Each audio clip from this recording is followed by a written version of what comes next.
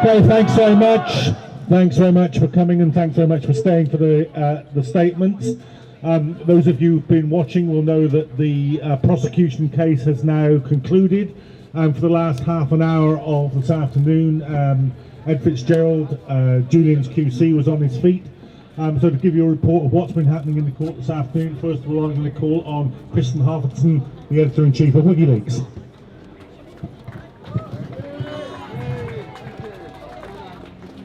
It was a very difficult afternoon in the courtroom, primarily because this was so absurd, because the lawyers for the United States were basically relitigating the case from the magistrate court, cherry-picking from the testimonies, taking it out of context, and to give you the gist of it, they were spending hours and hours trying to tear apart the testimony, the chief testimony of the psychiatrist who was Julian's witness in the magistrate court, attacking the integrity of a distinguished professor in the United Kingdom who has decades of experience.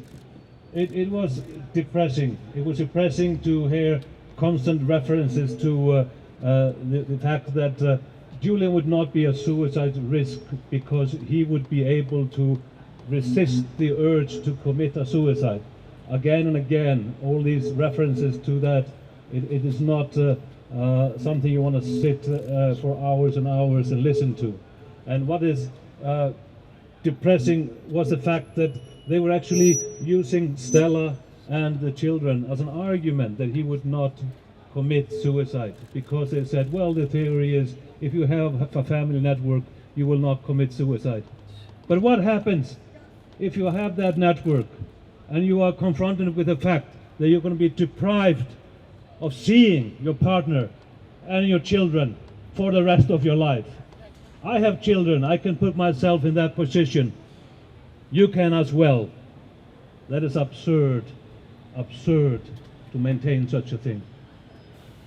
But we heard all the very meager and empty arguments, the so-called assurances by the US lawyers. That was the end of it today. Tomorrow we will hear the testimony that will matter from Julian's lawyers, all the arguments that actually are so overriding, that it's impossible for the judges in this court to do anything but uphold the decision of Judge Baratzer in the magistrate court.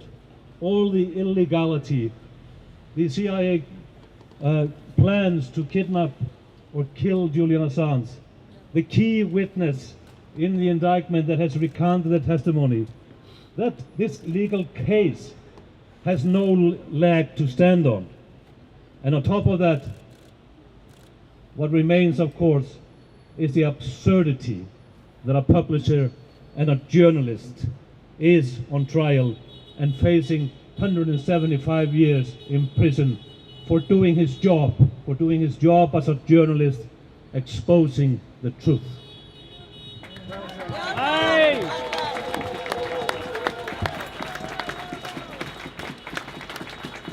Thanks very much, and now I'd like to ask Stella Morris, Julian's partner, to come and give her reaction to today's testimony, a lot of which was personally directed at her. Very difficult, I imagine, to listen to that kind of thing, so please give her a warm welcome.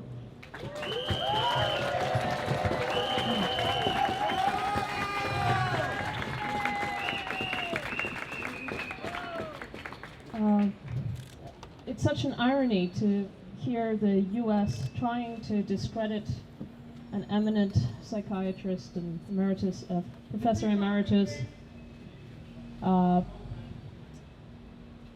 who has given a detailed assessment, and a judge who was able to contrast his assessment with other doctors. And in fact, all the doctors, all the experts in this case, concluded that Julian was suffering from a depressive disorder and that he had traits of autism. It was just a discrepancy on the matter of degree.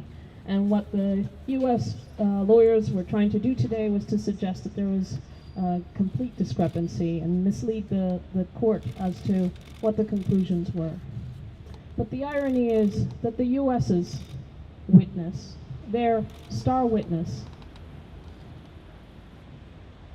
has now recanted his testimony and is in prison. He's a convicted fraudster, diagnosed psychopath. Just contrast these two witnesses. The U.S. witness, who now says that the U.S. has misled the UK courts, so much so that the district court judge's decision contains multiple assertions that have now been recanted, and the expert the U.S. was trying to discredit today, who has a history and a whole career behind him concerning his integrity and his emeritus position in the psychiatric field. Tomorrow is what this case is really about. We're going to hit back at all the misleading claims that have been put to the court today. And the U.S. Conspiracy to murder Julian will be discussed in court tomorrow. And so all this is just a distraction from what the real case is, which is the political persecution of a man who was doing his job, exposing the crimes of the country that is now trying to extradite him, and that is abusing the law in order to prolong his arbitrary imprisonment and suffering, and impose his prolong his suffering indefinitely. And this has to stop. Someone has to stop this. Someone has to act and show that this is unacceptable. This cannot go on, because they can continue to abuse the law endlessly until someone says enough is enough. This court has to say that the court should not be abused, so that foreign governments can take political prosecutions against journalists who publish things they don't like. So I hope everyone will come back tomorrow. Yes, yes, yes! Thank you.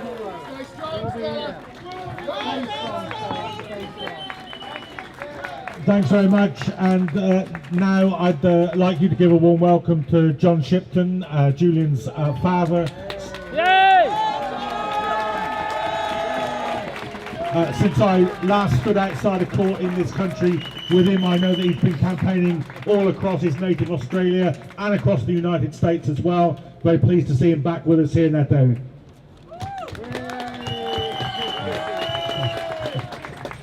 Hello everybody. The circumstances that we greet each other are good, but it's good to see you all here. Thank you very much for coming. It's through your support that the powers that be move in the direction of justice. On assurances, well, we can take the American assurances about WMDs in Iraq as a foundation for accepting any assurances from the United States. Indeed. Second part of the prosecution's diatribe this afternoon was that Julian's still alive, so that the diagnosis of Professor Koppelman is wrong. So it's another bitterness that we must confront. But seriously, the great contribution of the English-speaking people was to erect a shield of law between the people and the state, or the people and the sovereign, at Magna Carta, 800 years ago, 1200. This shield which protects us is crushed under an avalanche of misdeeds in the case of Julian Assange and his persecution and prosecution.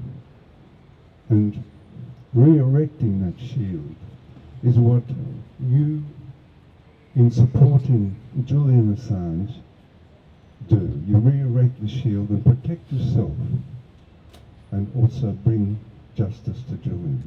Come tomorrow, shout a bit. Thank you.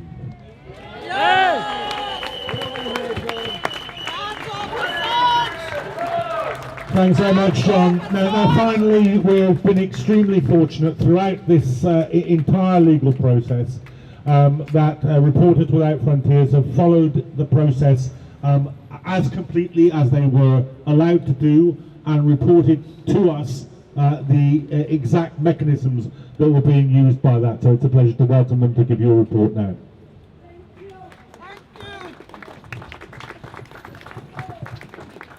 Thank you. As John mentioned, Reporters Without Borders, Reporters Sans Frontières, we have been the only NGO to monitor the entire extradition proceedings. And as many of you know, access has not been easy. This morning, we quite literally fought our way back into court. We got into the public gallery, and we will keep doing this. The court should accredit us properly to do our jobs, but we will keep accessing court however we can. Today was disturbing. This afternoon in particular, we were walked back through some of the most unpleasant, the most difficult aspects of the case. I was in the courtroom in September during the evidentiary portion when we heard, sure, is that better?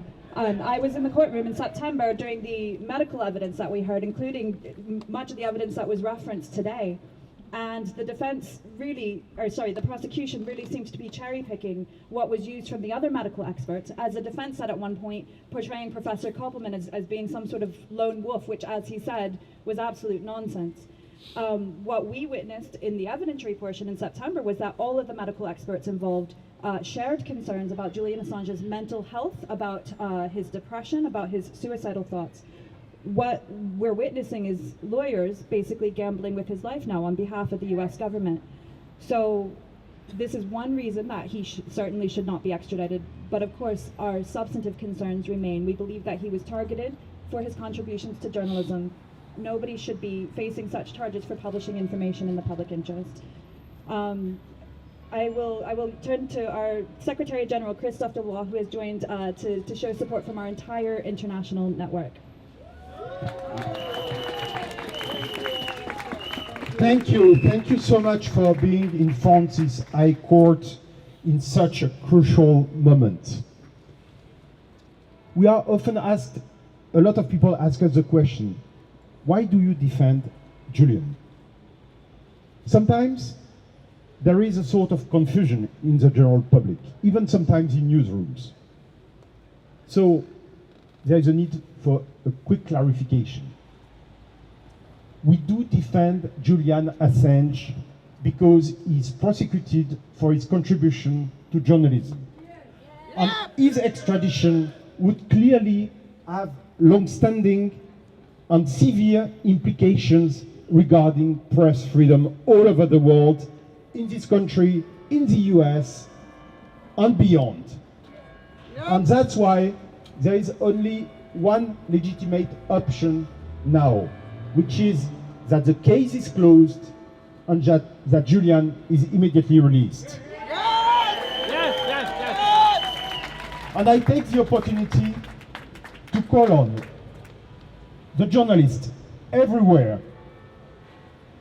to be totally conscious of what happens now, of what is now considered. It's really the crucial moment for all journalists everywhere to defend journalism, to defend Julian in this case. So really, act now, act before it's too late. Just a few words in French. Pourquoi nous sommes là?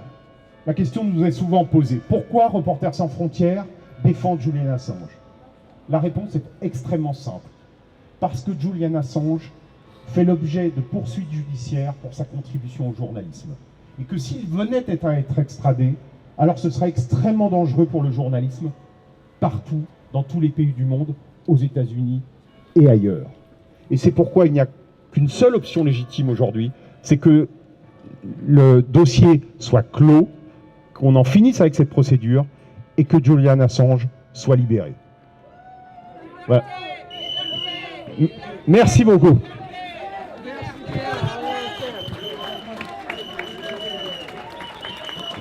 Thank you very much.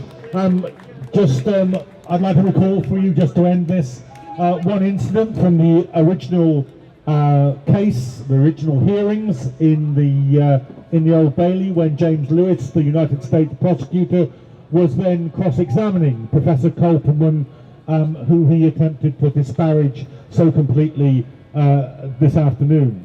And he said to Kolperman, what are your qualifications and what makes you think you're an expert, and so forth and so on. And in the end, Kolperman replied, well, I must be an expert because you're relying on me in your very next case. Which